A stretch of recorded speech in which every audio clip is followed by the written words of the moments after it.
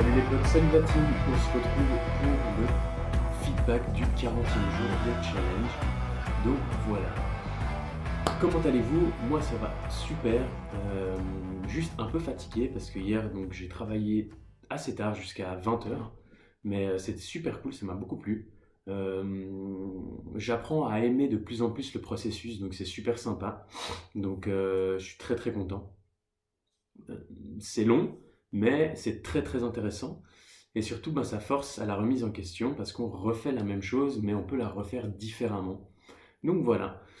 Qu'est-ce que j'ai fait hier? Hier, donc j'ai continué ma formation Google Ads. Je vais potentiellement prendre un coaching, je pense, d'ici peu de temps, avec une personne assez douée, voire très douée avec Google Ads.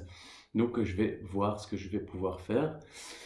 Qu'est-ce que j'ai fait? Donc je me suis formé et puis j'ai commencé donc la création d'une nouvelle boutique en repartant de zéro, avec ce que j'ai pu apprendre de mon premier galon d'essai. Donc on va bien voir ce que ça va donner. Évidemment, j'ai beaucoup plus réfléchi sur le produit et sur comment amener l'offre et comment amener le produit en gros à être vendu. Donc c'est assez sympa. Je pense que ça va fonctionner. À mon avis, d'ici 4-5 jours, ça peut être possible que la boutique soit déjà lancée. Parce que ça va en fin de compte, assez vite en fait. Donc c'est très sympa. Donc voilà, c'est un peu la journée. Comme je vous ai dit, là, je vais un peu à tâtons, comme on dit. Je sais pas trop comment on avance, mais je vais un peu à tâtons parce que ben il faut bien essayer, étudier le processus, apprendre et recommencer. Donc c'est un peu des journées, enfin pas routinières pour moi, vu que c'est toujours différent, mais pour vous, vu que ben, en fin de compte mes vidéos se résument à dire que j'essaye et je recontinue à essayer. Donc c'est hyper sympa. Et voilà quoi, je reste patient. De toute façon, le tour viendra bien. Je sais pourquoi je suis en train d'entreprendre ce que j'entreprends. Je sais mon why, je sais où je vais.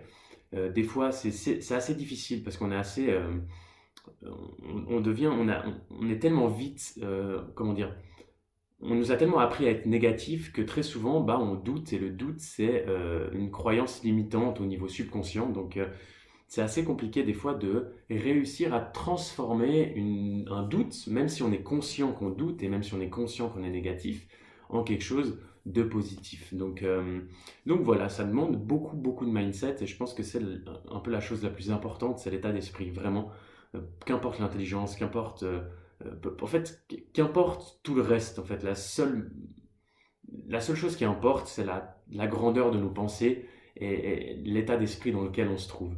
Donc voilà, il faut jamais baisser les bras, notre tour viendra bien et c'est pour ça que je patiente et je m'efforce de continuer. Mais ça c'est cool dans le sens vu qu'une de mes deux principales passions, c'est la lecture et apprendre, même des choses très bêtes, hein, comme faire de la cuisine, enfin c'est pas bête la cuisine, mais faire du jardinage, enfin ça peut être du tout au tout, j'adore apprendre en fait.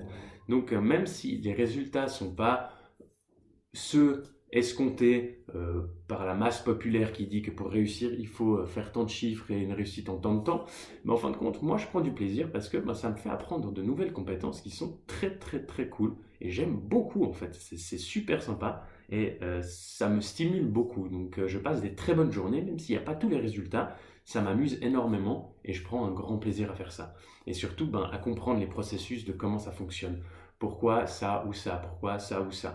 Donc voilà, c'est assez long à prendre en compte parce qu'il faut dire que je pars d'un niveau zéro, donc d'une compétence inconsciente, et il faut monter à l'échelon compétence, d'une incompétence inconsciente à une incompétence consciente, et là je suis dans la compétence consciente.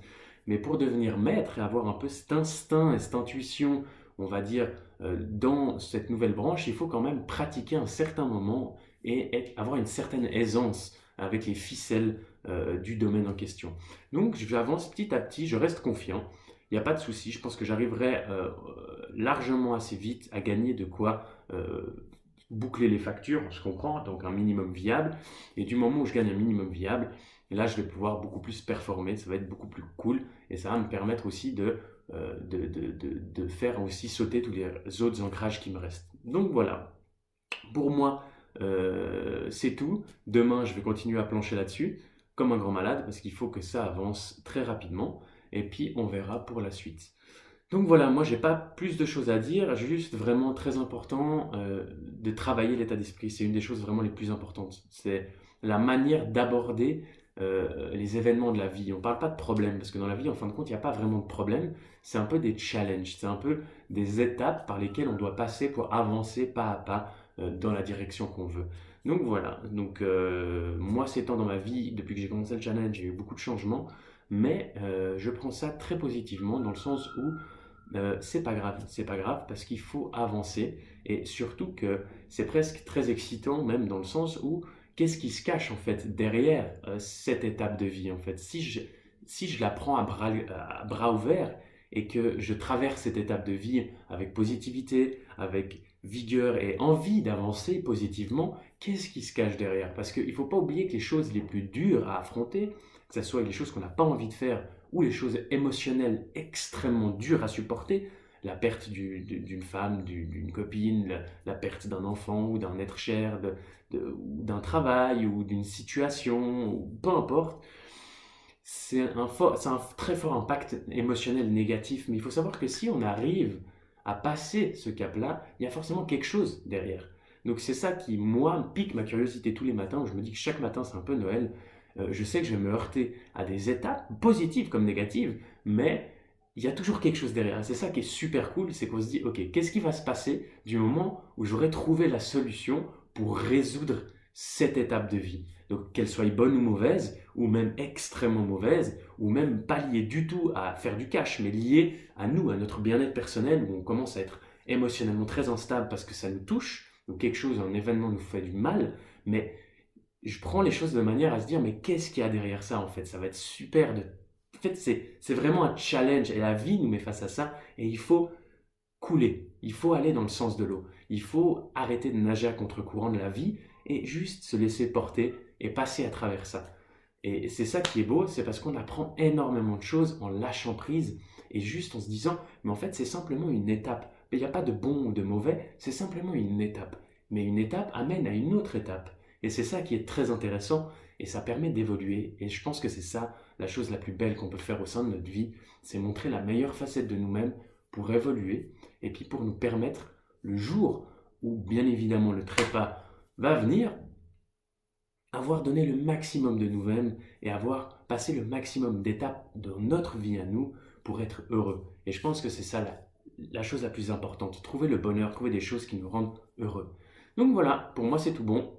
Je vous dis bisous les amis, on se voit demain pour le feedback du 41e jour de challenge. Ciao ciao, on arrive bientôt à la moitié en plus. Bisous.